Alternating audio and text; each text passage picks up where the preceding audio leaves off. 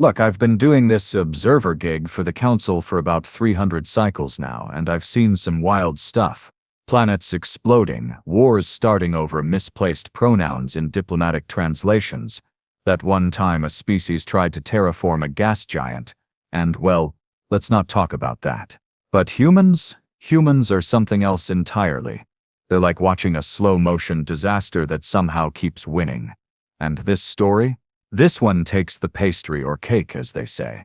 Though I never understood why anyone would want to take someone's dessert. The whole thing started at the Nebula Crown, this ridiculously fancy restaurant floating in high orbit above Earth. Now, when I say fancy, I mean the kind of place where the silverware costs more than a small spacecraft, where they have 17 different types of water on the menu. 17, and where making a reservation requires submitting your genetic profile, 3 character references, and possibly your firstborn child. I'm exaggerating, but only slightly. The Nebula Crown wasn't just exclusive to humans, though.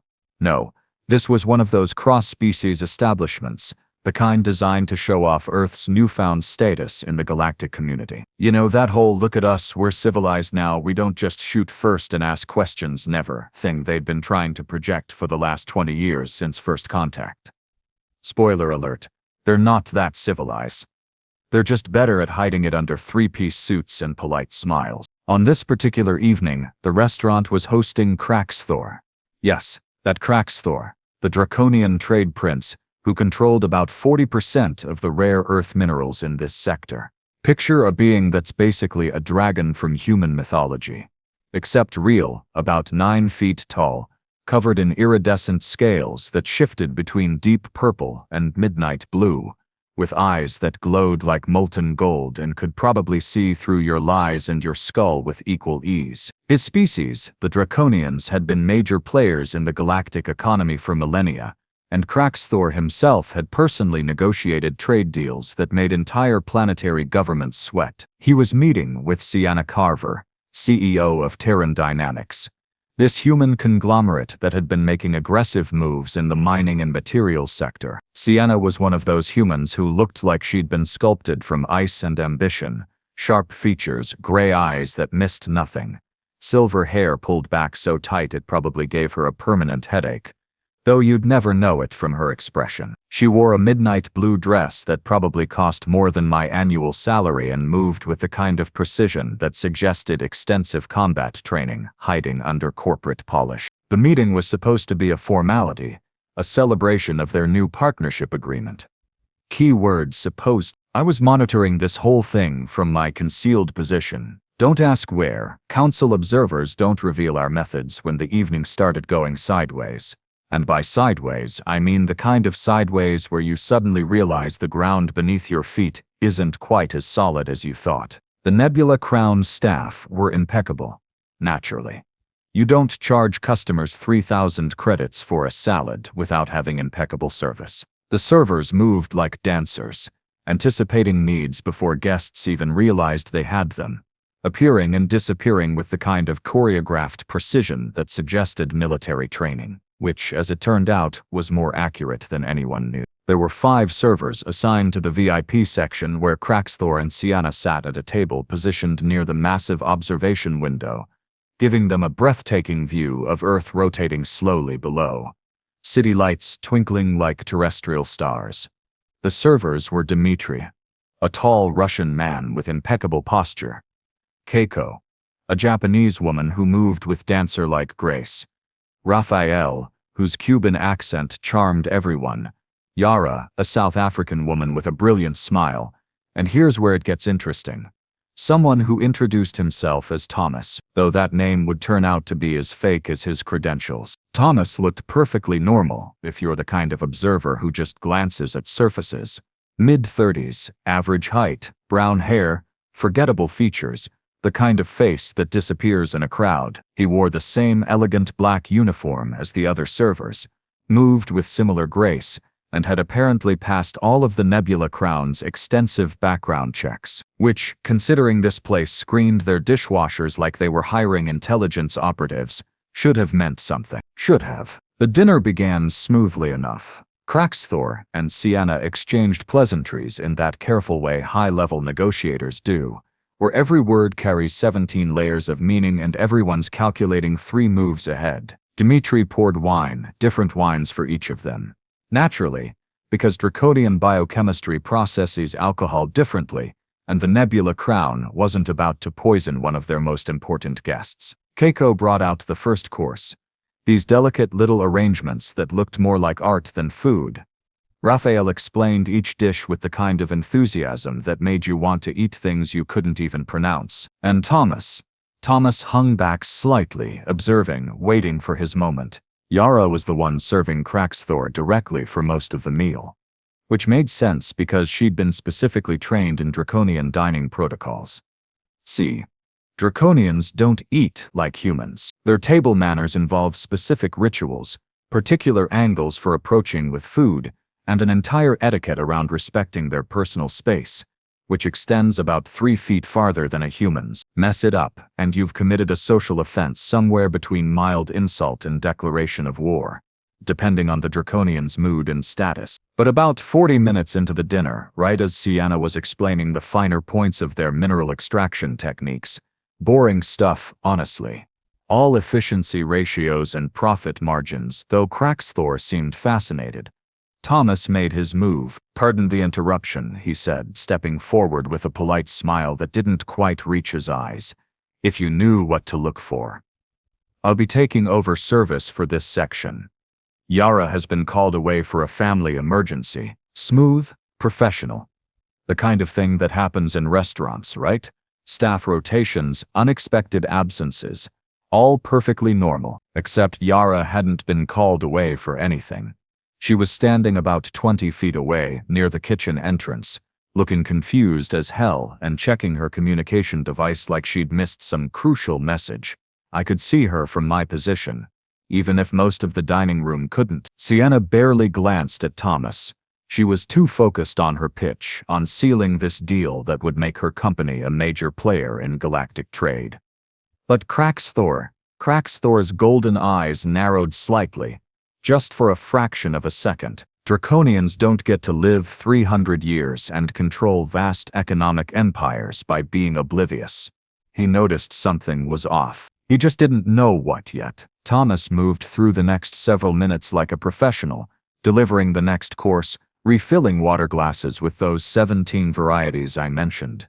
Seriously, humans, it's just water, and generally playing the part perfectly. But there were little things, tiny details that someone who wasn't watching closely would miss. The way he angled his approach slightly wrong for draconian protocol. The fraction-second delay before responding to requests, like he was processing information rather than operating on trained instinct. The way his eyes kept flicking to the exits, calculating distance, and then came the napkin moment. Kraxthor had finished his 4th course, some kind of protein that had been prepared in a way that would probably make most humans gag, but Draconians loved, and Thomas approached to clear the plates. Standard service protocol. Nothing suspicious, but here's where humans get interesting. See, most species, when they're trying to infiltrate somewhere or honor saint someone, they do their homework, they learn the basic protocols, they study the surface-level etiquette, and they think that's enough. But humans have this weird thing where their service industry has 10,000 tiny, invisible rules that everyone somehow knows but nobody explicitly teaches. Thomas reached forward to remove Kraxthor's plate, and in doing so he accidentally knocked the Draconian prince's napkin slightly askew. It slipped halfway off the table, hanging at an angle. Standard response, drilled into every server at a place like the Nebula Crown: immediately offer a fresh napkin, apologize with the appropriate level of deference, and replace it before the guest even registers the problem. This takes about 2 seconds in the hands of a trained professional. Thomas froze for just a moment, maybe a quarter second, barely noticeable, then reached to straighten the excess napkin instead of replacing it. Wrong move. And that's when Yara, who had been watching this whole exchange with growing confusion and concern because she definitely hadn't been called away for any emergency, saw what was happening, and her training kicked in. She moved forward quickly, professional smile in place, carrying a fresh napkin folded in the specific triangular shape the nebula crown used. "Sir, allow me," she said, addressing Thomas, not Craxthor, which was its own kind of signal. She smoothly interposed herself, offering the fresh napkin to Craxthor with the proper approach angle, the correct hand position, the precise distance, and then she did something that, to anyone not paying attention, looked like simple service efficiency. As she placed the fresh napkin, she served it with a slight twist of her wrist that knocked Thomas's hand away from the table, forcing him to step back. "I apologize for the confusion," she said, still smiling, her voice carrying just enough volume that Dmitri and Keiko, stationed nearby, both looked over. "We had a miscommunication about section assignments." Thomas's jaw tightened. Just for a second, just barely visible. But there it was, frustration, calculation, the look of someone whose plan was unraveling. Dmitri moved closer, casual, but purposeful.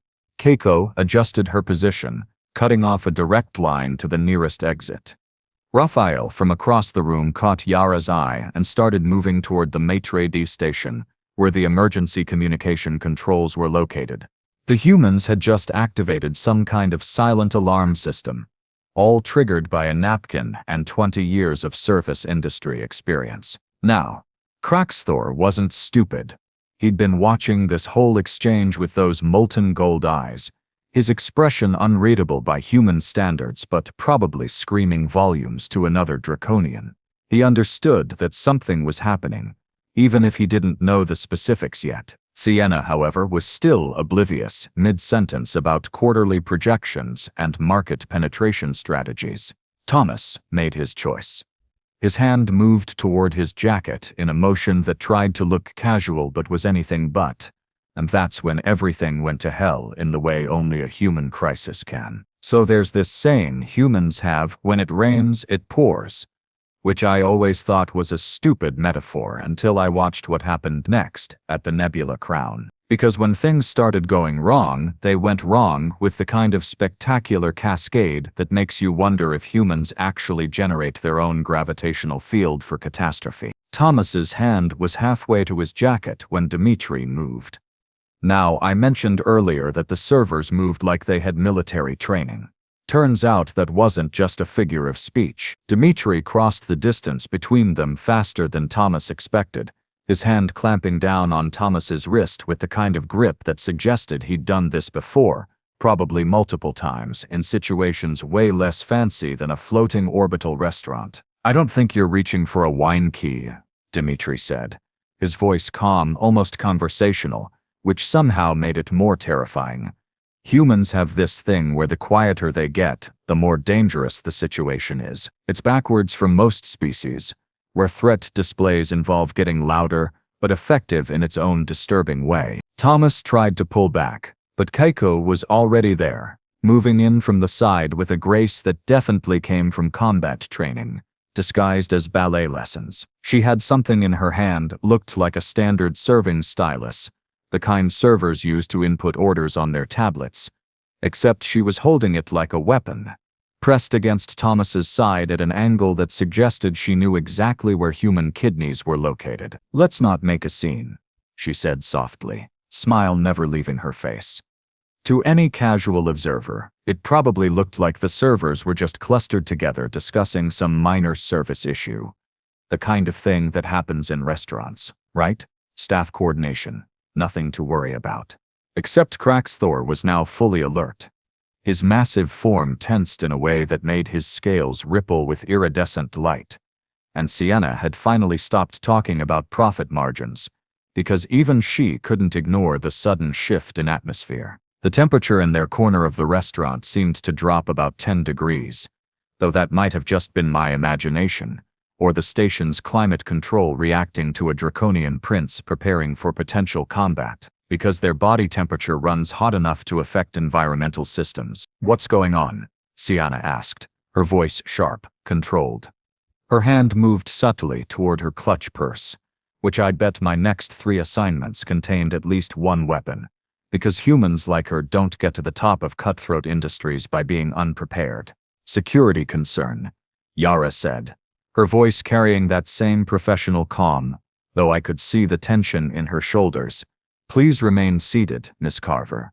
Prince Craxthor. We have the situation contained." "Contained," Thomas said, and then he laughed.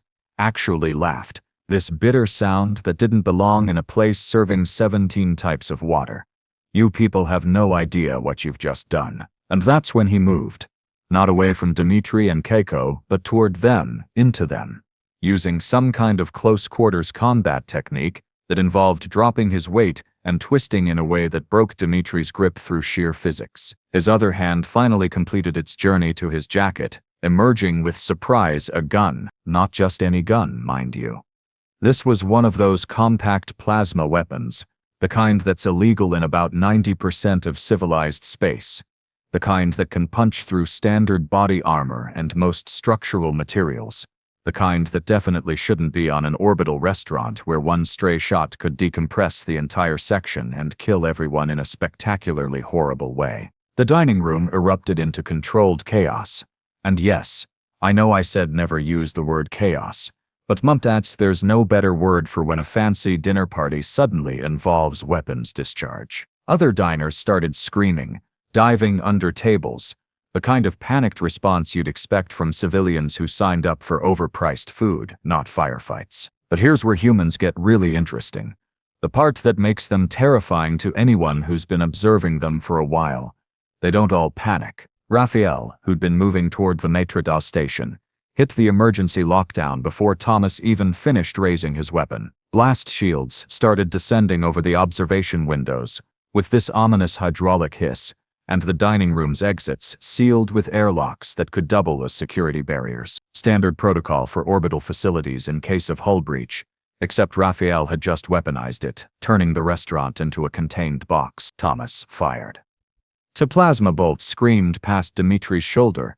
He dropped and rolled with the kind of reflexes that confirmed every suspicion about his background and hit the blast shield that had just finished descending. The shield absorbed the shot, glowing white-hot for a second before its heat dispersion system kicked in, but the structural integrity held. "Nobody's leaving," Raphael called out from his position near the controls, and he was grinning, actually grinning. Like this was exciting rather than terrifying. "Not until we figure out who hired you and what you were planning to do." Thomas swung the weapon toward Raphael, but Keiko moved faster than should be possible in a floor-length server's uniform. She swept his feet with a kick that definitely came from some martial art, with a name I couldn't pronounce, and Thomas went down hard, his second shot going wild and scoring a black mark across the ceiling. Craxthor, meanwhile, had risen from his seat, all 9 feet of draconian prince radiating the kind of presence that reminded everyone in the room why his species had conquered 14 star systems before humans even invented writing. His voice, when he spoke, carried harmonics that made the air vibrate. "Enough," he said.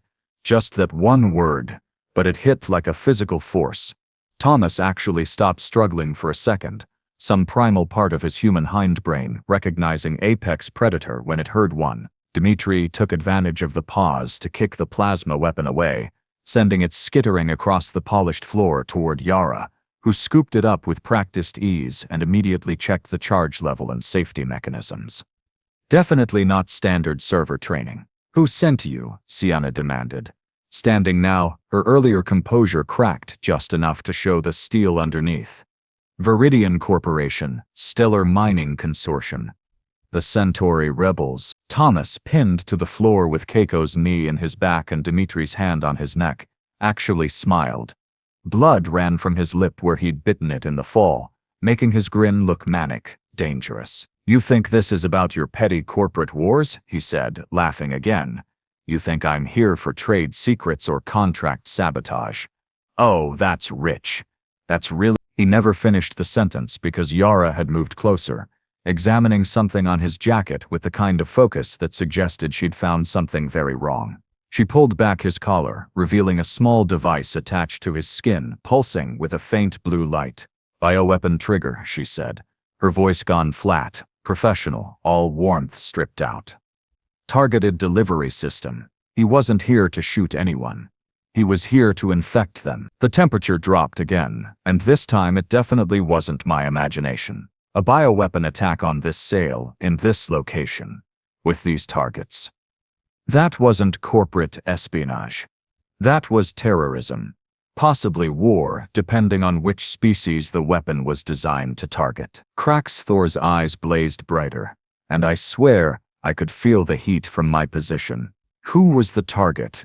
He asked, his voice doing that harmonics thing again. Me? The human CEO? Everyone in this room? Thomas just kept smiling, which was probably the worst possible response. Humans have this thing where they get defiant in the face of certain death, like their survival instinct just shuts off and gets replaced with spite. But Yara was already moving, her hands flying over her communication device, with the speed of someone who'd done this before, sending codes, alerts, medical protocols. Within seconds, the restaurant's medical containment systems activated. Another feature you don't usually think about in fancy dining establishments. But orbital facilities plan for everything from allergic reactions to exotic toxin exposure. Decontamination fields flickered on around Thomas, isolating him in a shimmering bubble of energy that would neutralize most biological agents. Medical drones descended from ceiling compartments I'd never even noticed, scanning everyone in the room for contamination. Station security is on the way, Raphael called out, still at his post by the controls. Medical teams too, we're initiating full quarantine protocols. And then, because humans can't help themselves, can't just let a crisis be a crisis without adding their particular brand of chaos to it, Sienna walked forward, not away from the potential bioweapon threat, not toward the exits, but forward, toward Thomas, until she was standing right at the edge of his containment field. I know you, she said, her voice quiet but cutting through the noise and confusion like a blade. Not you specifically, but I know your type. You're not ideological. You're not doing this for a cause. Someone paid you, and you took the job because the money was good enough to risk your life. Thomas's smile faltered. Just a fraction. So here's what's going to happen, Sienna continued, and the sheer audacity of a human CEO negotiating with a bioterrorist, while surrounded by decontamination fields and armed servers, would have been funny if it wasn't so perfectly on brand for the species. You're going to tell us who hired you, what the bioweapon targets, and how to neutralize it. And in exchange, I'm going to make sure you survive the next hour, because right now you're in a room with a draconian prince who could literally melt your bones with his breath, and security forces who won't care about your civil rights once they find out you tried to start a plague. Why would I trust you? Thomas asked, though his voice had lost some of its earlier bravado. Because, Yara said, still holding the plasma weapon with comfortable familiarity, we already saved your life once tonight. That napkin service. If I hadn't interrupted when I did, you would have completed your approach wrong and insulted Prince Thor in a way that would have required him to challenge you to ritual combat. House rules. And trust me, you don't want to fight a draconian in close quarters. I had to admit, she wasn't wrong. Draconian honor protocols are complicated, and some insults can't be ignored without losing status.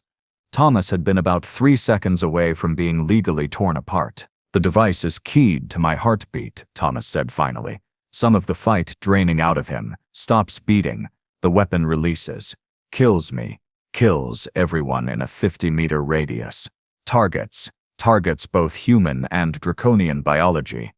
Cross-species effectiveness. Whoever hired me wanted to make sure nobody survived to identify them. The room went very, very quiet. Thor and Sienna exchanged a look, and in that moment, I saw something that made my job as an observer suddenly very interesting. They weren't just business partners. They weren't just two leaders meeting for a deal. They were two people who just realized someone wanted them dead badly enough to risk interstellar war. Who? Thor asked again, and this time his voice was soft, almost gentle, which somehow made it more terrifying than the harmonics. I don't know, Thomas said, and for the first time he sounded genuinely scared.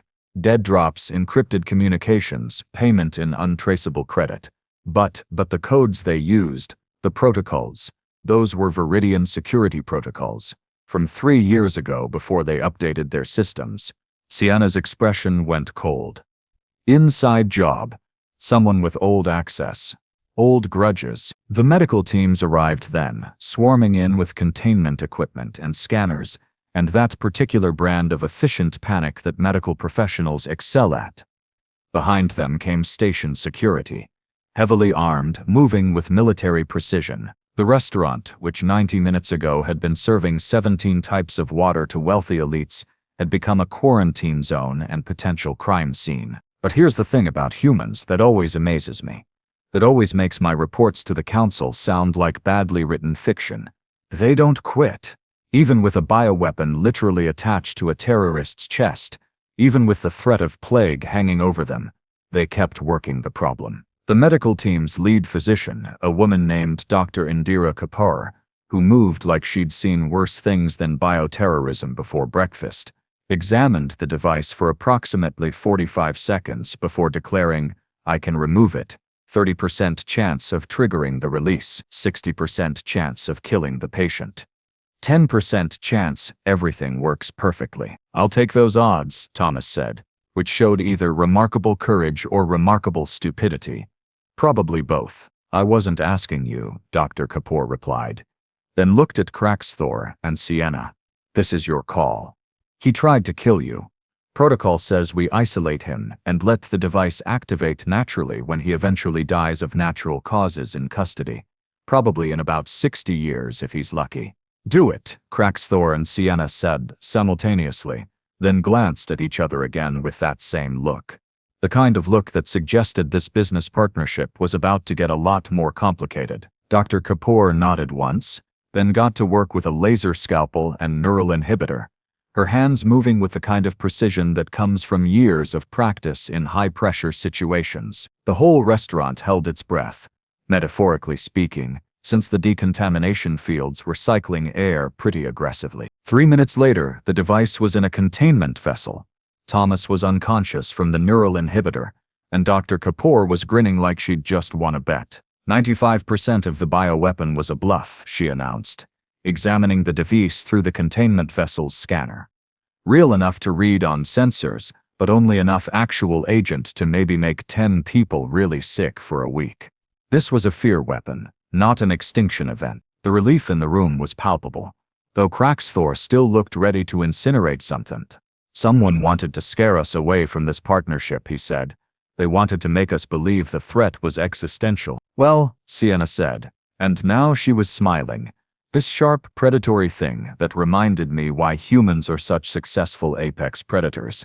They failed, and now they've given us a reason to make this partnership a lot more than just mining rights." She extended her hand to Cracksthor, human gesture meeting draconian protocol in a way that suggested they'd both just decided to turn a defense partnership into something much bigger. "And Yara, Dmitri, Keiko, and Raphael?" They went back to serving the other diners who'd been trapped in lockdown, bringing out complimentary dessert, 17 types, naturally, and acting like bioterrorism was just another Tuesday night at the Nebula Crown, because that's humans for you. They'll save the day with napkin protocol and server training, negotiate with terrorists while standing in decontamination fields, and then go right back to arguing about whether water can really taste different based on what mountain it came from. My report to the council is going to be a nightmare to write. But honestly, I wouldn't trade this assignment for anything. Humans are exhausting, terrifying, and absolutely ridiculous, and they just keep winning.